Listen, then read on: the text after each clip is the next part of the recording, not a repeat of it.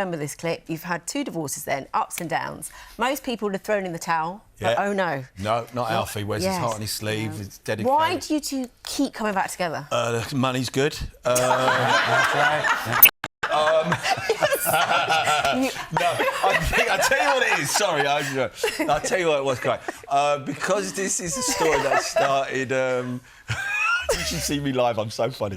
But anyway, 22 years, or it was 23 years ago when Alfie first appeared on the Square. I think then, you know, TV was digested very differently then, you know. It was, still is a big show. But when my character come in, he was like I was surrounded by a lot of alpha males. So when Alfie come in, and also, EastEnders back then, and still to some extent does now, they let the story breathe. So Kat and Alfie didn't get together, even though they were flirting with each other for a year, and it took a year to have a kiss. And also, if you think, like, you know, informative years for a teenager, if you're 16, 17, 18, you could now married with children. So if you're watching as a teenager Kat and Alfie, and you've grown up with seeing that relationship, not that I recommend it, OK? That's all I'm saying, right? But no, there's a lot of history there, and I think history on a show like EastEnders is really important. Yeah, we do love Kat and Alfie. But on to things that are a bit more serious. We've talked about Alfie's prostate cancer diagnosis,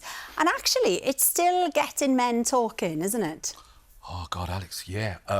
And where they've been really clever, because I remember last time I was on the show, we were talking about Alfie's prostate diagnosis, and what I didn't want to do was to keep playing it out to the point where it becomes somewhat laborious, even though it is a serious disease. So what they've done, they've brought it back now with Kat and Alfie getting married, and of course the repercussions of prostate cancer, certainly for a man, can be quite physically and mentally. And so playing these storylines we've done, and it was interesting.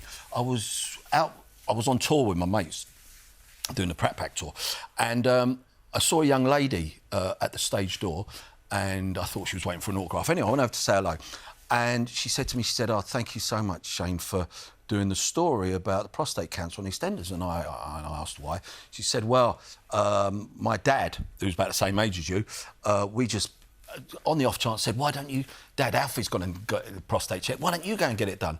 And he was umming and ahhing, but they kept on at him because they'd seen the story on EastEnders.